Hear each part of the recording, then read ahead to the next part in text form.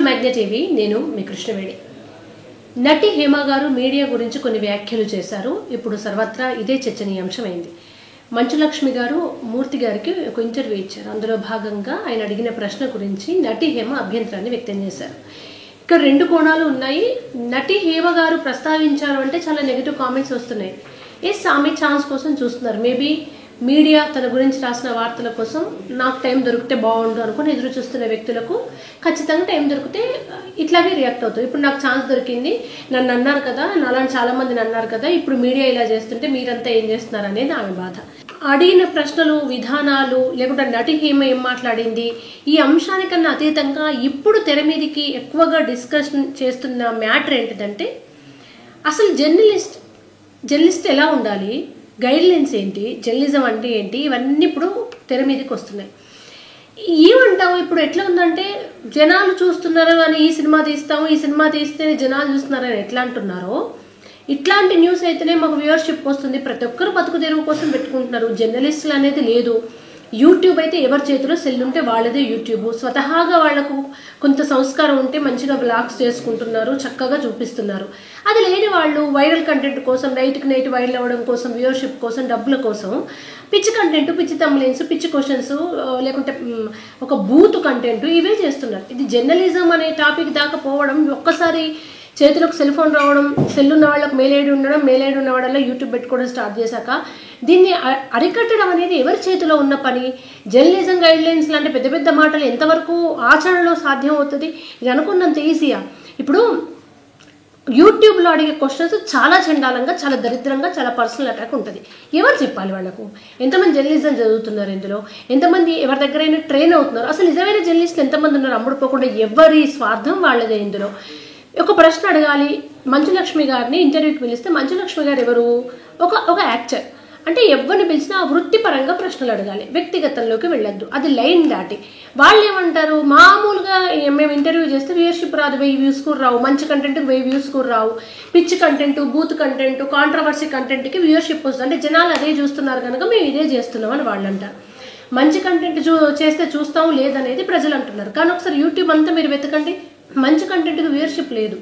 Negative, controversy, ఇటువంటి personal జీవితాల్లోకి మొత్తం కెమెరాలు దూరిస్తేనే వ్యూవర్షిప్ వస్తుంది. అటువంటప్పుడు నైట్కు నైట్ వైరల్ అవ్వాలను, డబ్బులు సంపాదించాలను, క్రేజ్ రావాలని, ఇప్పుడు కొన్ని పేర్లు చెప్పొద్దు కానీ కొన్ని యూట్యూబ్ ఛానల్స్లో కొంతమంది యాంకర్లు అయితే భక్తు యాంకర్తో దెబ్బలు తిన్నారు అని తమ్నైల్స్ పెట్టుకొని పచ్చిబూతులు మాట్లాడి, డబుల్ మీనింగ్ డైలాగులు మాట్లాడి ఎంత దిగజారిపోయి అంటే నేను కొన్ని అనలేకపోతున్నా.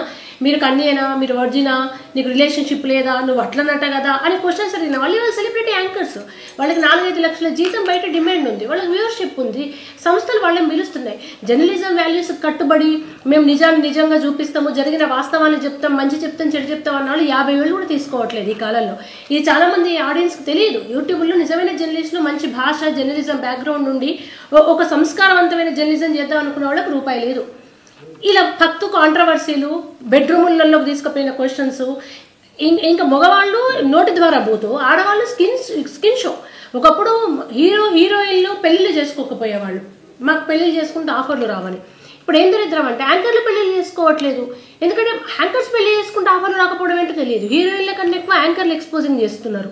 వాళ్ళు కూర్చున్న క్లీవేజ్ షోస్ దగ్గర నుంచి వాళ్ళ బట్టలు, వాళ్ళ విధానం, అసలు ఒక యాంకర్ అంటే చాలా డిగ్నిఫైడ్గా ఎదురుగా ఒక గెస్టెడ్ హోదాలో ఉన్నట్టుగా ఉన్న స్థాయి నుంచి ఇవన్న అసలు స్పెషల్ సాంగ్స్లో ఉండే క్యారెక్టర్లు వేసే డ్రెస్ల కన్నా అద్భుతమైన డ్రెస్సులు వేస్తున్నారు. ఎవరు పడితే వాళ్ళే యాంకర్లే. జర్నలిజం చేసిన వాళ్ళ యాంకర్సా? పచ్చిపోతూ మీడియాకు వచ్చింది, టీవీకి వచ్చింది, బుల్లితెరకు, అక్కడి నుంచి మీడియాకు వాకింది, డబుల్ మీనింగ్ డైలాగులు, వాళ్ళకి అట్లా రాసే కంటెంట్ రైటర్లకు డిమాండ్. ఇంత జరుగుతున్న క్రమంలో జర్నలిజం గైడ్ లైన్స్ని పాటించాలి, తమ్నైల్స్ కరెక్ట్గా వెయ్యాలి అంటే ఒక మంచి నిర్ణయమే. సమాజంలోకి ఫిల్టర్ చేసి స్వచ్ఛమైన గంగ లాంటి న్యూస్ని పంపించగలగాలి. కానీ మురికి నీరంతా కుమ్మరిస్తుంటే ఎవరి రెస్పాన్సిబిలిటీ ఎవరు తీసుకోవాలి?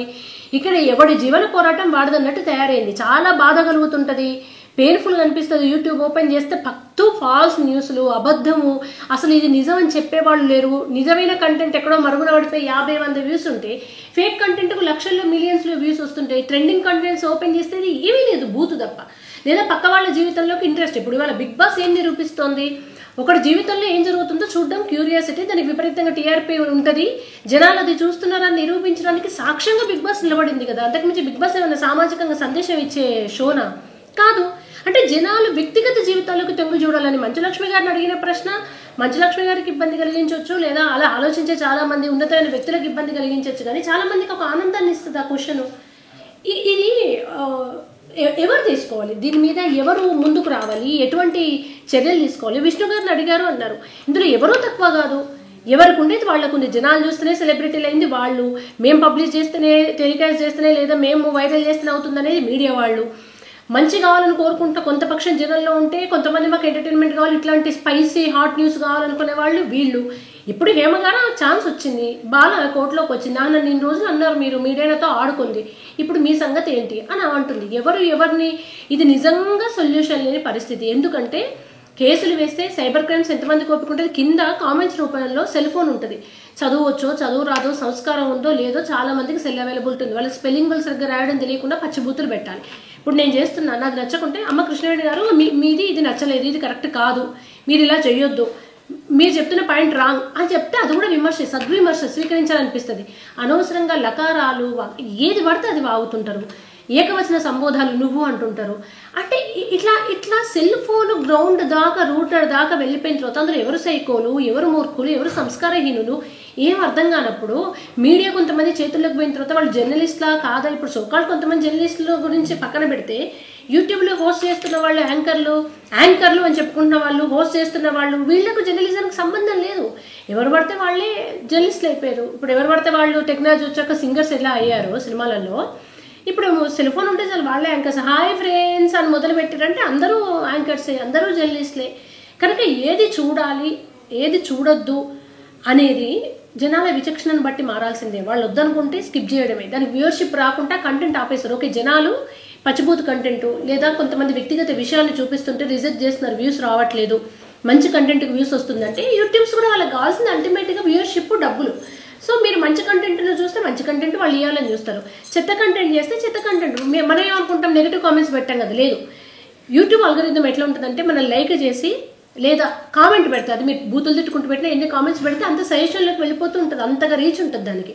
సో మనం కామెంట్ పెట్టకుండా ఉంటేనే అది రీచ్ అయిపోతుంది. మనం కామెంట్స్ పెట్టడం, చూడడం మానేస్తే ఆటోమేటిక్గా వాళ్ళు చేయడం ఆపేస్తారు. కానీ ఎంతమంది ఇందులో సంస్కారంగా ఇటువంటి కంటెంట్ చూడొద్దు అనుకున్న వాళ్ళు ఉంటారు. ఇప్పుడు ఈ ఛానల్ చూస్తున్న వాళ్ళల్లో ఎంతో మంది మూర్ఖులు, సైకోలు కూడా ఉంటారు. వాళ్ళకి ఈ కంటెంట్ చూడాలి, ఆ కంటెంట్ చూడొద్దని ఉండదు. కనుక ఇది ఒకరి చేతిలో ఉంది కాదు, మీరు చూస్తే మేము చేస్తామంటారు, మీరు చేస్తే మేము చూస్తామన్న దగ్గరికి ఆగిపోయింది. కనుక ఇది జనం నుంచి వ్యతిరేకత, ఇదని కాదు, ప్రపంచంలో ఏ పాలసీ, ఏ విధానము, ఏదైనా ఒక దగ్గర ఆగిపోవాలంటే అది వ్యవస్థలు నిర్ణయించి పోలీస్ కంప్లైంట్లు పెట్టి ఒక రాబు ఆగలేదు, ప్రజల నుంచి తీవ్ర వ్యతిరేకత వస్తే మాత్రమే ఆగుతుంది. ప్రజలు ఏమైనా డిసైడ్ అయ్యి ఇటువంటి కంటెంట్ ఎడమకాలు చెప్పుతో కొట్టినట్టుగా రిజెక్ట్ చేస్తే, జర్నలిస్టుల మీద వ్యతిరేకత పెళ్ళుబుకితే, అప్పుడు ఏమైనా వ్యవస్థలో, యూట్యూబ్లో అడిగే క్వశ్చన్స్లో మార్పు వచ్చే అవకాశం ఉంది.